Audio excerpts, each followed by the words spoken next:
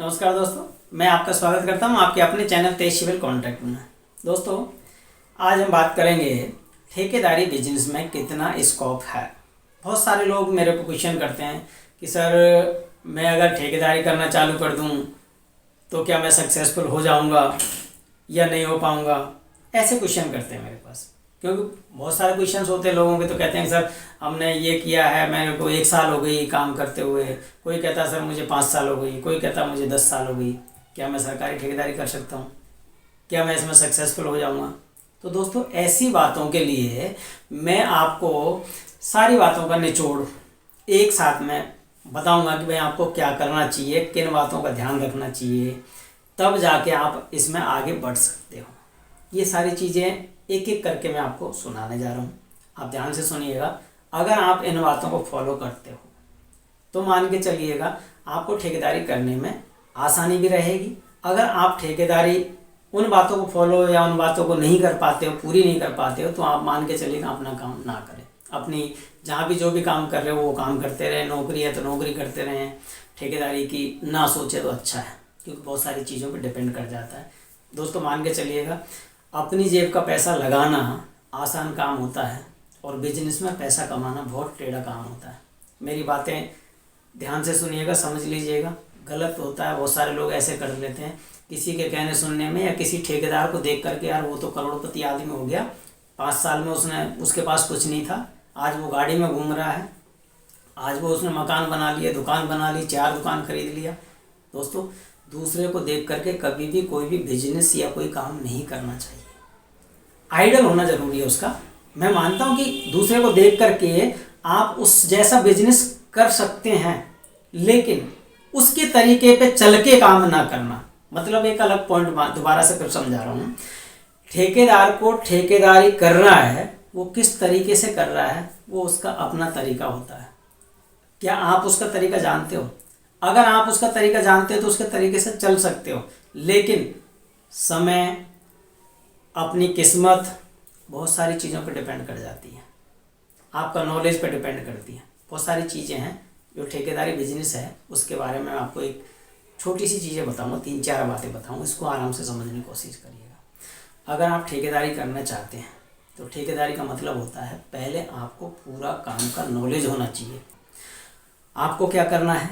आपको अपने काम के नॉलेज के आधार पर पहले आपको अच्छा खासा बिजनेस करने से पहले अच्छा खासा नॉलेज होना चाहिए। खुद को कॉन्फिडेंस होना चाहिए कि मैं अगर इस लाइन में कूदता हूँ, बिजनेस चालू करता हूँ, ठेकेदारी करना चाहता हूँ, तो मैं किसी भी प्रकार कहीं भी कम से कम काम के मामले में तो नहीं फंसूंगा। क्योंकि अगर मैं किसी काम के मामले में फंस गया तो मेरी ठेकेदारी नहीं चलेगी। तो इसलिए पहला पॉइंट होता है कि आपको काम का नॉलेज पूरा होना चाहिए। और जब हमारे को काम का नॉलेज पूरा होता है तो हम कहीं पर भी फंस नहीं सकते। तो दूसरे ठेकेदार की ज़्यादा की देखने की भी ज़रूरत नहीं पड़ेगी, क्योंकि हम जानते हैं तो हम कहीं भी कर सकते हैं। एक सी जगह दूसरी जगह चौथी, 4 से 8, 8 से 16 बढ़ने का टाइम ऐसे होता है, लेकिन थोड़ा टाइम लगता है। तो सबसे पहला पॉइंट आपको काम का नॉलेज होना चाहिए। दूसरी चीज़, अगर आपको ठेकेदारी करनी है तो दोस्तों इसके अंदर कंपटीशन बहुत है। कंपटीशन इतना है कि आप पूरे मार्केट में देख सकते हो ठेकेदार बहुत रोते फिरते हैं, घूमते फिरते हैं, काम नहीं मिलता है, रेट की ज़्यादा मारामारी होती है, बहुत सारी चीज़ें हैं। लेकिन डिपेंड कर जाता है आपके अनुभव के आधार पे। अगर आपको अनुभव अच्छा है तो आपको काम का नॉलेज अच्छा होगा। काम का नॉलेज अच्छा होगा तो आप रेट खुद डिसाइड कर सकते हैं कि 10 रुपये का काम है तो हमें आइडिया लग जाएगा कि हम 10 रुपये में ये काम आराम से कर सकते हैं। तो आपको सीधा मालिक से भी लड़ने में आसानी हो सकती है। मालिक कहेगा नहीं ये तो 5 रुपये काम, तुम कहते हो 5 का कैसे होता है जी, 8 रुपये का तो सामान ही आ रहा है, 2 रुपये में लगाने के लूँगा तो 10 रुपये हो गए। अब तुम मुझे ला के दे दो, मैं 2 रुपये में लगा दूंगा, आपका काम आप कर लेना। मालिक भी समझ जाएगा तो जब 8 रुपये में कोई सामान आ ही नहीं रहा तो करेंगे कैसे। तो मालिक भी समझ जाएगा कि यार इतने का काम है, इतने का आ ही नहीं रहा मार्केट से, तो मैं ऐसे करूँगा कैसे, तो दूसरा कैसे करेगा। इसका मतलब तो ये बंदा सही है, तो सही है तो इसको ही काम दे दो, तो वो आपको काम भी दे देगा और आपको 2 पैसे बचेंगे भी। सीधा कहने में कोई बुराई नहीं है, क्योंकि हर आदमी अलग अलग बातें सोचता है। तो दोस्तों सबसे पहला पॉइंट आपका वही हो गया कि आपको काम का नॉलेज होना चाहिए। दूसरा पॉइंट, कंपटीशन है वो इसी से ख़त्म हो जाता है कि आपको नॉलेज है। तीसरा पॉइंट, इसके अंदर भागा दौड़ी बहुत होती है। अगर आपको ठेकेदारी में आना है तो दोस्तों आप पहले किसी ठेकेदार को देखिएगा। कुत्ते की तरह भगते हैं पहले स्टार्टिंग में ठेकेदार, कुत्ते से भी ज़्यादा भगते हैं, बुरा मत मानिएगा, मतलब कहते हुए अच्छा नहीं लगता ऐसी बातें, लेकिन कुत्ते से ज़्यादा भगते हैं क्योंकि ठेकेदारी में स्टार्टिंग में उसकी वो कंडीशन ख़राब होती है कि कभी उत्तर कभी दक्षिण, कभी पूरब कभी पश्चिम, भगते हैं लोग बहुत दबा दाकर, क्योंकि भगना पड़ता है, मजबूरी होती है, क्योंकि उसके पास इतना पैसा नहीं होता कि वो 4 आदमी रख ले और अपनी साइडों को संभाल ले। अकेला आदमी 4 साइडें हैंडल करता है, मजबूरी होती है क्योंकि सारी चीज़ें उसको संभालनी पड़ती है। लेकिन जिस दिन वो समझ जाता है ना, उस दिन आपको लगता है कि यार वो उसमें घूम रहा है ना, 4 गाड़ियाँ उसके पास, वो तब जाके बनता है। ऐसी प्रॉब्लम पहले आपको खुद को भुगतनी होगी, परेशानियाँ सारी से वो झेलनी पड़ी, उसके बाद ही आगे बढ़ पाते हैं। ये हो गया क्लियर। अगला पॉइंट भागदौड़ी क्लियर होगी कि भागदौड़ी बहुत होती है। अब सबसे लास्ट पॉइंट आता है आपका कि आपके पास अपनी जेब का पैसा होना चाहिए। कितना होना चाहिए, ये भी एक प्रॉब्लम है। आपने पास खुद के पास मान के चलिएगा, आपके पास अगर 5 लाख का टेंडर भर रहे हैं तो कम से कम 4-5 लाख रुपये होने चाहिए। क्यों होने चाहिए, इसका रीज़न बता रहा हूँ। क्योंकि सरकारी टेंडर अगर आपने कोई काम लिया तो उसके अंदर पहले आपको पैसा नहीं मिलता, और जब पहले पैसा नहीं मिलता तो पैसा आएगा कहाँ से, या तो अपनी जेब से लगाना पड़ेगा। अगर जेब में पैसा नहीं है तो फिर आप किसी से कर्जे पे लोगे, या तो किसी से उधार उठाओगे, ब्याज पे उठाओगे, या लोन उठाओगे। तो ये दोस्तों मान के चलिएगा आप ऐसी गलती ना करें कि किसी से कर्जे पे पैसे ना लें, किसी से ब्याज पे पैसा ना लें, किसी से वो ना उठाएं, लोन वगैरह ना उठाएं। क्योंकि दोस्तों होता क्या है, सरकारी काम में हो सकता है 1 महीने 2 महीने का टाइम भी लग सकता है काम में। तो इन चीज़ों को ध्यान रखें। पहले आपको ठेकेदारी करने से पहले थोड़ा पैसा अपनी जेब का इकट्ठा करना चाहिए, अपने काम से, सरकारी नहीं, प्राइवेट काम से आप थोड़ा थोड़ा करिए, उसमें से जोड़िए, इतना सा जोड़ के रखिए। अब लोग कहते हैं कि पैसा जुड़ता नहीं है, जुड़ेगा कहाँ से, आपके शौक कैसे होते हैं। बहुत सारे लोगों की प्रॉब्लम मैं जानता हूँ, वो ऐसी चीज़ों में पैसा उड़ा देते हैं जिनके पास कुछ नहीं है, वो अपनी हवाइयाँ पूरी करेंगे, बढ़िया गाड़ियों में घूमेंगे। अरे बिजनेस करने के लिए पहले पैसा जोड़ना पड़ता है।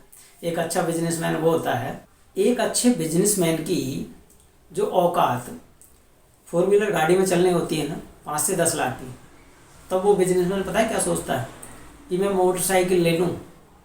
वो होता है असली बिजनेसमैन, क्योंकि वो बिजनेसमैन तब ही सक्सेसफुल हो पाता है क्योंकि उतना पैसा उसको बिजनेस में लगाने के लिए चाहिए। वो इस बात को समझता है। जब वो 4 व्हीलर की कंडीशन होगी तो मोटरसाइकिल खरीदेगा। अगर आप इन बातों को समझ सकते हो, नीचे के पॉइंट हैं, ध्यान रखिएगा, क्योंकि आज के युग में पता है क्या होता है, दिमाग थोड़ा सा 2 लाख रुपए अगर 50,000 जेब में हो गए ना तो दिमाग इतना चालू हो जाता है कि या तो इसको उसमें लगा दो, या इसकी गाड़ी खरीद लो, या इसको इसमें लगा दो, या इसको घर में लगा दो, या इसको उसमें लगा दो। पैसा कमाने सब लोग जानते हैं। अगर ईमानदारी से कहूँ तो पैसा कमाने की ज़्यादा ज़रूरत नहीं होती है। पैसा तरीका होता है एक मैनेजमेंट करने का। अगर आपने जिस दिन पैसे से पैसा कमाना सीख लिया दोस्तों, मान के चलिएगा आपको कुछ करने की ज़रूरत नहीं है। ये रियल सच्चाई है। इसलिए पहले अपना पैसा जोड़ो। किस तरीके से जोड़ना है अगर आपको नहीं आता है तो मैं आपको एक काफ़ी चीज़ें बता रहा हूँ। आपको बुक पढ़नी चाहिए, मनी मैनेजमेंट की जो बुक होती हैं उसको पढ़ना चाहिए, किसी से सीखना चाहिए। यूट्यूब में आप घंटों रील देख के जो टाइम वेस्ट करते हो ना, उस टाइम को किसी ऐसी जगह पे काम की चीज़ों पे लगाइएगा। उसमें ऐसे बहुत सारी चीज़ें, पैसे जोड़ने के तरीके भी आपको मिलेंगे, बहुत सारी चीज़ें हैं, प्रैक्टिकली है। अगर आपने 100 वीडियो देखे, 100 वीडियो में से अगर 1% भी आपने ग्रहण किया ना तो आपको बहुत सारी चीज़ें दिमाग में एकत्रित हो जाती है, आपको बहुत सारी चीज़ें मिल जाती हैं। तो पैसे जोड़ के फिर आपको ठेकेदारी करनी है। दूसरे को देख के ठेकेदारी करने का मकसद ये ना हो कि आप उनकी तरीके से चलें, उनकी तरीके से बढ़िया गाड़ी खरीद लें, उनकी तरीके से सारी चीज़ें कर लें, बाद में जाके आप फंस जाओ, तो वो बहुत गलत हो जाता है। तो दोस्तों इन चीज़ों को ध्यान में रख कर के आप काम करेंगे।